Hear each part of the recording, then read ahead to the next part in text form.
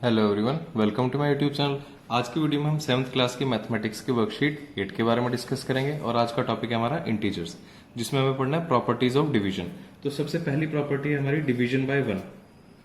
Division by one कि आप किसी भी इंटीजर को अगर 1 से डिवाइड करते हैं, इसका एग्जांपल देखते हैं। जैसे हमने 5 को डिवाइड किया 1 से, तो इसका आंसर कितना आएगा 5।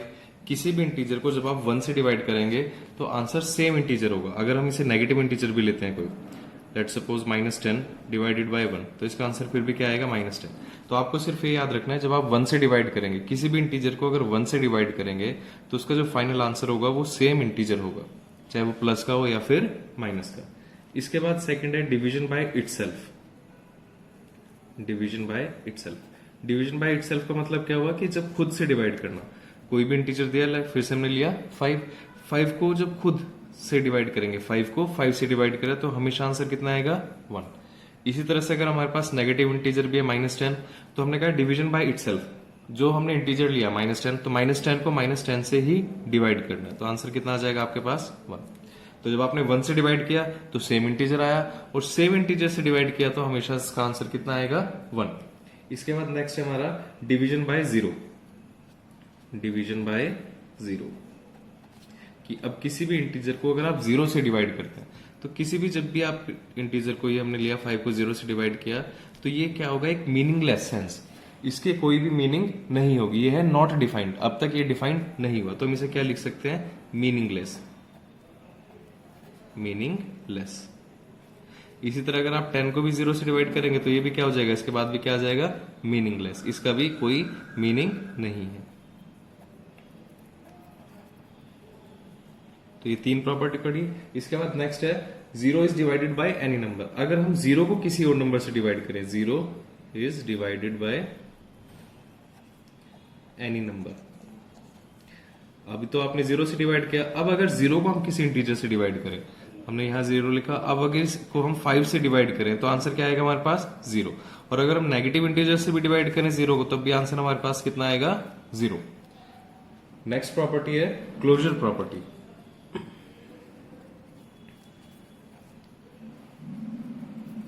Closure property. क्लोजर प्रॉपर्टी में क्या होगा कि अगर आपने एक इंटीजर को, लेट सपोज आपने -4 लिया, एक इंटीजर को दूसरे इंटीजर से डिवाइड किया, तो आपके पास एक इंटीजर आएगा। तो जब आप -4 को -2 से डिवाइड करेंगे तो 2 आया, ये इंटीजर तो आया। एक केस ट्रू हो गया कि अगर आप एक इंटीजर को दूसरे इंटीजर से डिवाइड करेंगे तो आंसर हमेशा एक इंटीजर आएगा। लेकिन अगर आप -4 को ही डिवाइड कर देते हैं -3 से, तो अब आपके पास आंसर क्या आएगा 4/3। और 4/3 एक इंटीजर नहीं है। 2 तो एक इंटीजर है, 4/3 इंटीजर नहीं है। तो हम कह सकते हैं कि closure property, division closure property के लिए एग्जिस्ट नहीं करता। Integers are not closed under division. तो हम यह लिख सकते हैं integers are not closed under division. तो आपको याद रहेगा कि डिवीजन क्लोजर प्रॉपर्टी के लिए होल्ड नहीं करता है। नेक्स्ट है हमारा कॉम्यूटेटिव लॉ।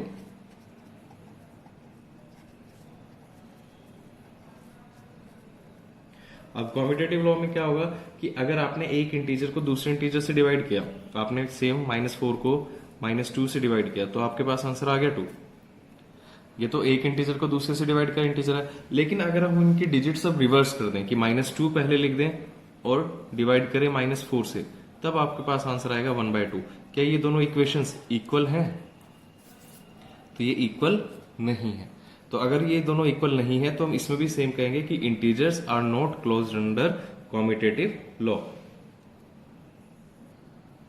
तो इसमें हम ये भी लिख सकते हैं कि division is not commutative for integers.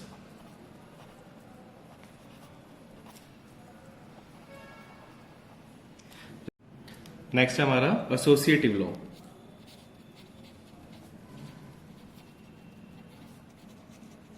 Associative law में क्या कहते हैं कि अगर आपने एक इंटीजर लिया a, उसको डिवाइड किया b से, और फिर उसके बाद उसे डिवाइड किया c से, तो ये इक्वल आना चाहिए कि अगर आप पहले बी और सी को डिवाइड कर दो और बाद में उसे ए से डिवाइड करो।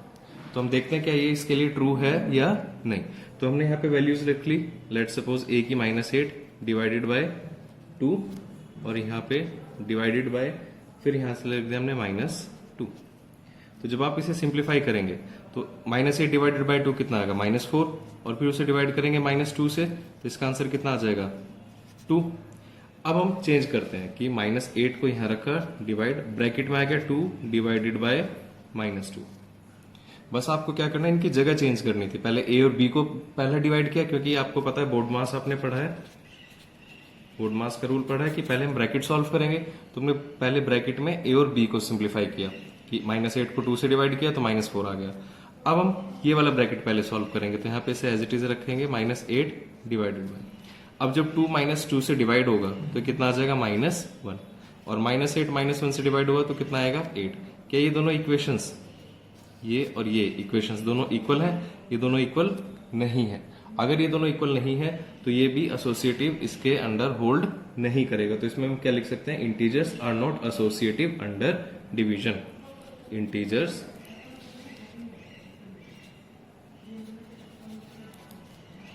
Are not associative under division. तो ये सारी प्रॉपर्टीज आपने देख ली हैं। पहला क्या था हमारा, डिवीजन बाय 1 से डिवाइड करना। दूसरा था सेम इंटीजर से डिवाइड करना। तीसरा हमने पढ़ा किसी नंबर को 0 से डिवाइड करेंगे तो क्या होगा। फिर पढ़ा कि किसी और नंबर अगर 0 से डिवाइड होगा तब क्या होगा। फिर क्लोजर प्रॉपर्टी पढ़ी, कॉम्यूटेटिव लॉ पढ़ा और उसके बाद लास्ट पढ़ा हमने एसोसिएटिव। अब इससे रिलेटेड कुछ क्वेश्चंस दिए हुए हमें, वो सॉल्व करते हैं। तो अब जो क्वेश्चन हमें दिया हुआ है, 2 कॉलम्स दिए हुए हैं, 1 2 और तीसरा एक कॉलम दिया हुआ है जिसमें हमें प्रॉपर्टीज लिखनी। तो सबसे पहले 5 divided by dash is equal to 1। 5 को आप किससे डिवाइड करें कि 1 आ जाए। तो 5 खुद से डिवाइड होगा 5 से, जो इंटीजर है अगर हम सेम इंटीजर से डिवाइड करें तभी 1 आएगा, प्रॉपर्टी पढ़ी थी हमने। और नेक्स्ट कॉलम -15 डिवाइडेड बाय -15, -15 को -15 से डिवाइड किया तो क्या आएगा 1। अब हमें प्रॉपर्टी का नाम लिखना है कि ये कौन सी प्रॉपर्टी थी जो हमने पढ़ी थी। तो यहाँ क्या आ जाएगा, डिवीजन बाय 1। तो 1 के डिवीजन हमने पढ़ा था, ये होगा डिवीजन बाय इटसेल्फ, क्योंकि सेम नंबर सेम से डिवाइड हो रहा है, 5 से डिवाइड हो रहा है, -15 से, तो क्या आ गया डिवीजन बाय इटसेल्फ। इसी तरह से नेक्स्ट है 0 डिवाइडेड बाय 7, आंसर क्या है 0। अब किस नंबर को 8 से डिवाइड करें कि आंसर 0 आ जाए। तो यहाँ पे क्या आएगा 0, और ये क्या हो जाएगा 0 divided by any number. Property क्या हो जाएगी 0 divided by any number. Next उसके बाद हमने ये लिखा है -25 डिवाइडेड बाय 1। -25 को 1 से डिवाइड किया तो आपके पास सॉल्यूशन क्या आएगा -25। इसी तरह से एक नंबर दिया हुआ है, एक इंटीजर दिया हुआ है जिसे हमने 1 से डिवाइड किया तो 17 आया। तब कब आएगा, जब हम 17 को 1 से डिवाइड करेंगे तो 17 आएगा। तो यहाँ पे क्या आ जाएगा डिवीजन बाय 1,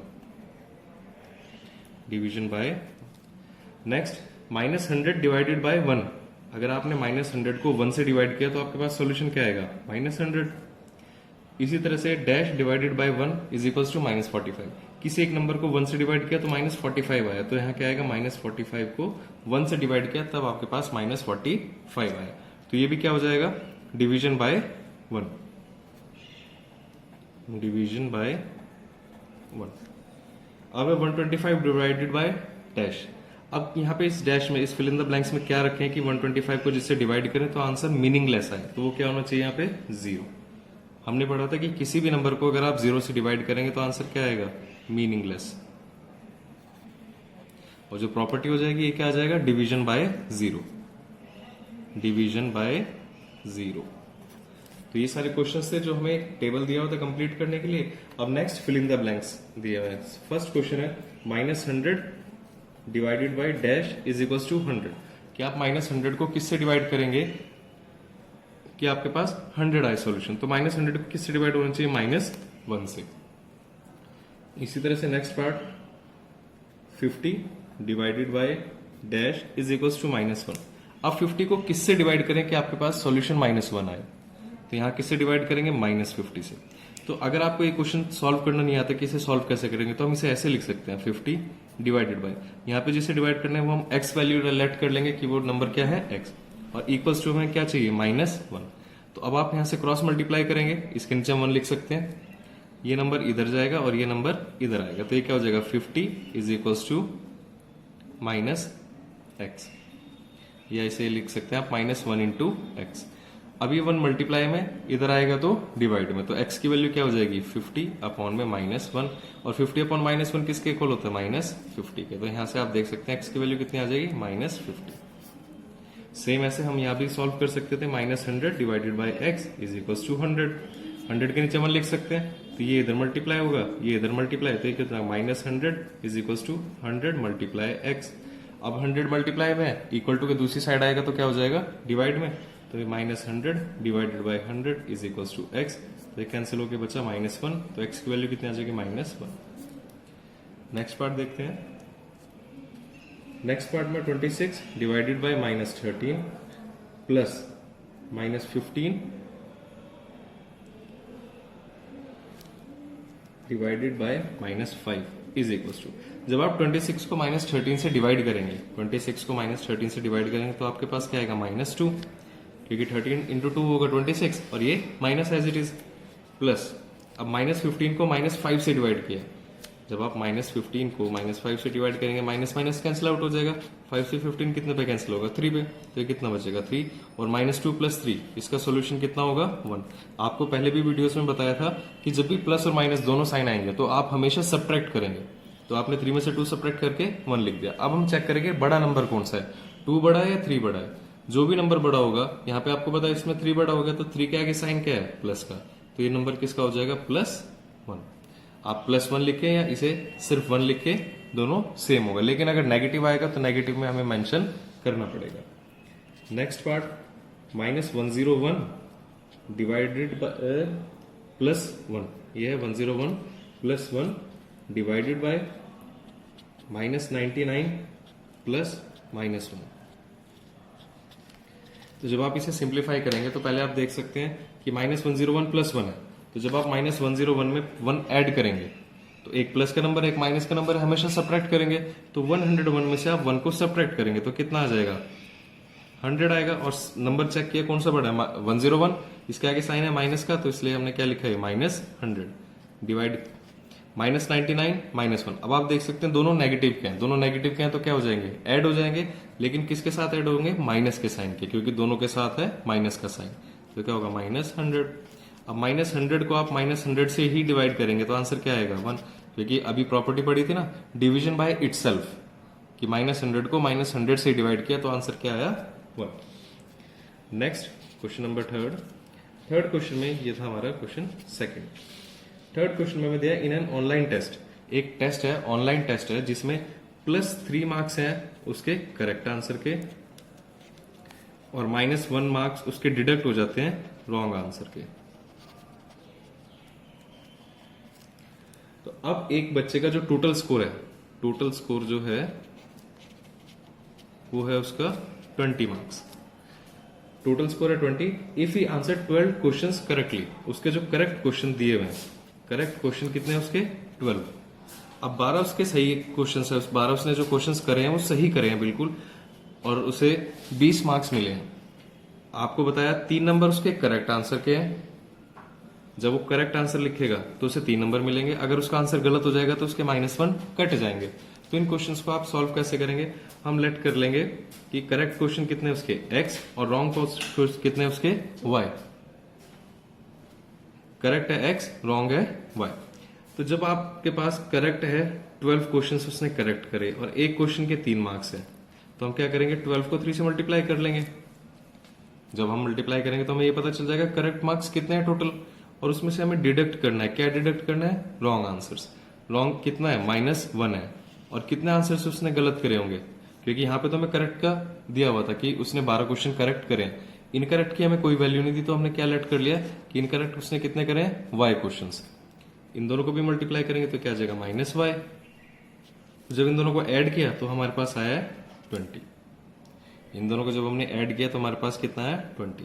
तो यहां से आप देख सकते हैं कि -y एज इट इज ये 12 इंटू 3 कितना होगा 36, 36 चला जाएगा इक्वल टू के दूसरी साइड, तो क्या हो जाएगा माइनस, तो हो जाएगा 20 माइनस 36, तो minus y is equal to 20 में से 36, अब एक नंबर प्लस का एक माइनस का, तो हमेशा आपको सब्ट्रैक्ट करना है, सब्ट्रैक्ट करेंगे तो कितना आएगा 16। अब चेक करेंगे बड़ा नंबर कौन सा 20 या 36, तो इसमें पता चलेगा 36 बड़ा है, तो इसके आगे साइन किसका माइनस, तो ये भी हो जाएगा माइनस। तो अब यहां से ये माइनस और माइनस कैंसिल आउट हो जाएंगे, तो y की वैल्यू कितनी आ जाएगी 16। तो उसने कितने इनकरेक्ट क्वेश्चंस करे, 16 क्वेश्चंस उसने गलत करे, जब उसने 12 क्वेश्चन सही करे और 16 क्वेश्चंस उसने गलत। अब आपको ये होगा कि माइनस माइनस कैसे कैंसिल करो, तो आप इसे देख सकते हैं कि माइनस वाई को क्या लिख सकते हैं, -1 इंटू वाई, यहाँ पे क्या हो जाएगा -1 multiply y is equal to -16। अभी -1 यहाँ मल्टीप्लाई में इक्वल टू के दूसरी साइड जाएगा तो क्या हो जाएगा डिवाइड में, तो y की वैल्यू कितनी आ जाएगी -16 अपॉन में -1, माइनस से माइनस कैंसिल आउट, तो y की वैल्यू कितनी आ गई इस तरीके से 16। तो जब भी ऐसा क्वेश्चन आएगा तो आप ये लेट कर लें, किसी क्वेश्चन में इनकरेक्ट दिए होंगे कि इनकरेक्ट उसने इतने करें तो करेक्ट कितने होंगे, तो एक वैल्यू आपको दी होगी और एक निकालनी होगी, तो उसे आप कुछ भी एक वेरिएबल लेट कर सकते हैं। यहाँ हमने x लेट किया, लेकिन हमें देखा कि हमें वैल्यू पहले से गिवन थी 12, तो हमें इस x की जरूरत नहीं पड़ी। यहाँ पे इनकरेक्ट की वैल्यू नहीं दी थी, तो हमने इनकरेक्ट को क्या ले लिया, इनकरेक्ट को हमने लेट कर लिया y, number of incorrect questions, number of incorrect questions, तो ये कितना लिया हमने y, और इस तरीके से सिंप्लीफाई करा।